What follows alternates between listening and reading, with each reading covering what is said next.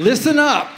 If you don't think storytelling is a manly sport, this next storyteller is going to prove you wrong. He is a self-proclaimed one of the biggest badasses you'll ever meet.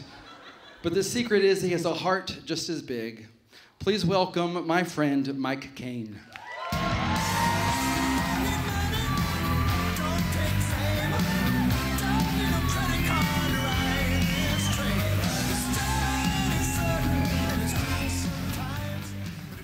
Dude, I'm no badass. That's crazy. I think I originally told this story under the theme of risk-taking, which is also nuts because I don't take risks.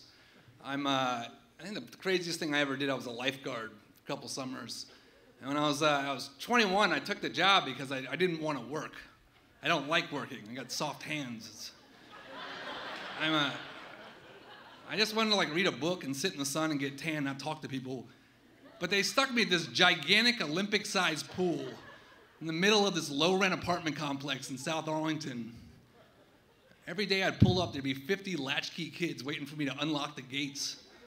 Opening this pool was like opening a Walmart on Black Friday. It was like it's a stampede of people coming in. And there were so many kids there that we actually had to have 2 lifeguards. And we would take shifts. Like one of us would sit in the chair for 45, and then like another one would sit at the front desk. And I'm sitting at the front desk, and this one day, these kids come in, it's like 6 of them, right? And they're like 15 years old. 5 of them are wearing chinos and flannel. Middle of June, I don't ask any questions. I'm like, all right. And the little fat one in the front comes up and he goes, he says, hey, Joe, lifeguard, yo, come here. You know who that is in the back?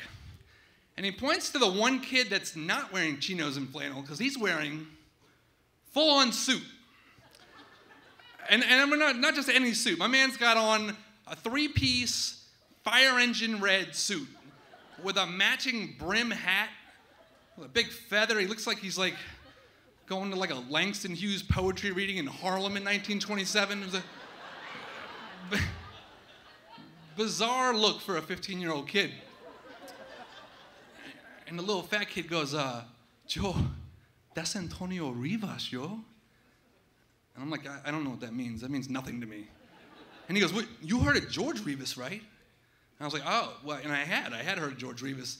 George Rivas was my age, and it was all but confirmed that he was like a high-ranking member in this badass Latino gang called actually, I'm not even gonna say their name on stage because I don't want to get shot, but like, they were hardcore, and like, they had some like beef with a Vietnamese gang. And earlier that year, there was a stabbing at the multiplex, and everybody knew that that was like somebody from George Rivas's crew. So apparently the little kid in the zoot suit, that's his little brother. And he goes, so yo, lifeguard, Antonio Rivas, he don't pay to get in the pool.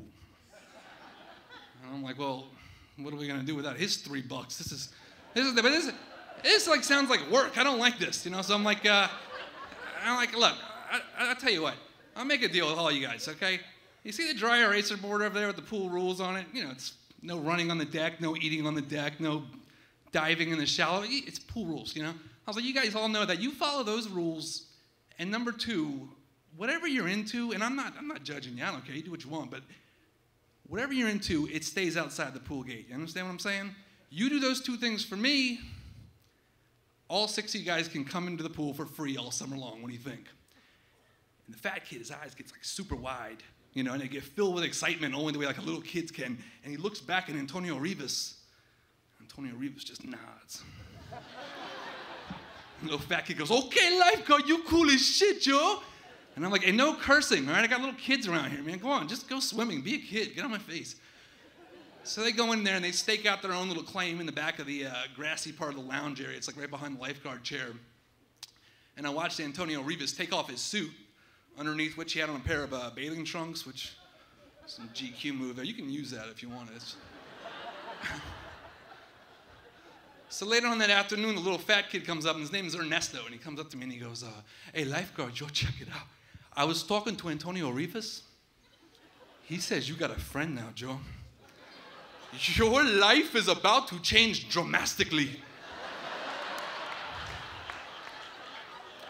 And I'm like, yeah, how so? And he goes, how so? Okay, well, like let's just say for innocence, let's just say like, I don't know, you got like a little kid and he's like running around in the pool. I'm like, he's running in the pool? Yeah, he's running in the pool. And you like blow your whistle and you're like, hey, bitch, stop running in the pool. But like he don't listen. Well, you tell me, I tell Antonio Rivas, you don't run in the pool anymore. You know what I mean? I said, I think I know what you mean, yeah. You're telling me if I need someone to enforce on a 6-year-old with floaties on, I call you? That's the kind of stuff that stays outside the pool gate. Now, come on, man, mind your manners, man. So many kids at this pool. 6 to 8, though, was adult swim. Quietest time of the day. It was like I could finally take a breath of fresh air and just chill out. And real slow pace. People were swimming laps. And this old man comes up to me and he says, I saw you talking to Ernesto. Watch yourself with him. He's the bad one in that gang. I said, the little fat kid, he's bad? He's bad around a plate of French fries. I'm not too worried about it. He goes, no. He's like, that's the guy that stabbed the guy at the multiplex. I said, dude, he's a little kid. There's no chance. It's so far out of the realm of possibility that I don't even think about it until the following Saturday. Pool is jam-packed. It's like they're just grabbing kids off the street and they're just like, what's that? You can't swim? Yeah, come on into Mike Kane's pool. He'll watch you. Yeah, go ahead. Shouldn't add to his stress level at all.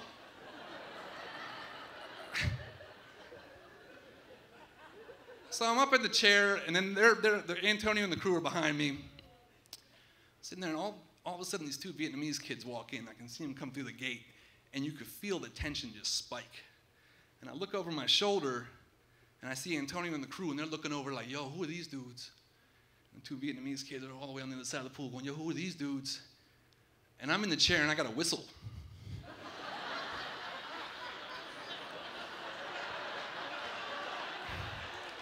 I'll blow it. I don't give a shit. Yeah. But luckily, the Vietnamese kids, they go and they take their seats all the way on the other side of the grassy side of the lawn. So it's got a good 100 yards between them. I'm feeling good. So I'm watching the pool. Then I hear somebody scream, no! And I look around, and I'm looking for someone drowning.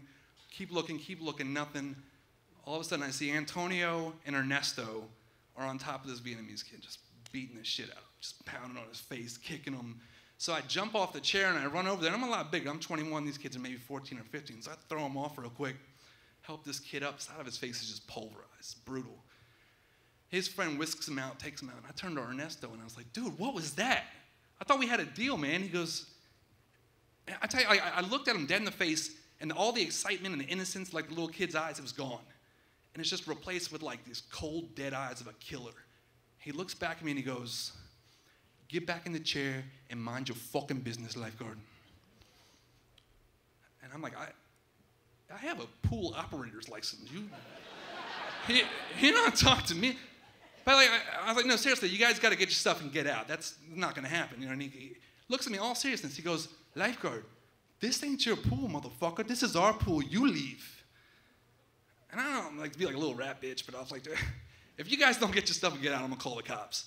So Ernesto turns around and he looks at Antonio, and Antonio just nods. So they take off, and I don't see him again.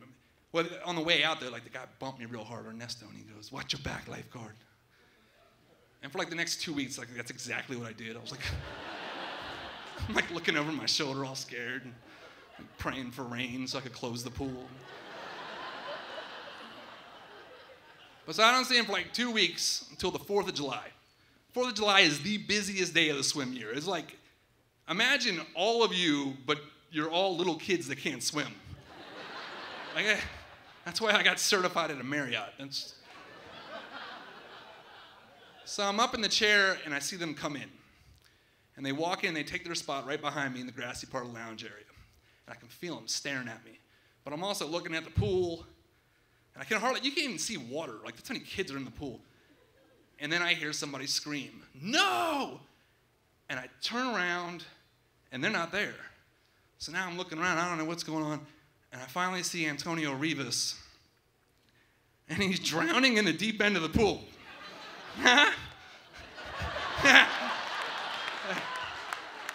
So I stand up and I look at him, I said, hey, say I'm the man. Say it.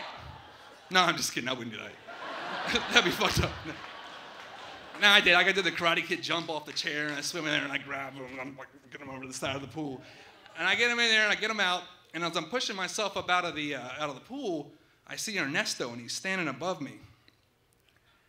And now his eyes of the cold, dead killer are gone again, and they're filled with fear for his best friend. He picks him up, and he whisks him away. And then we went back to 6 to 8, Adult Swim, best time of the day for me.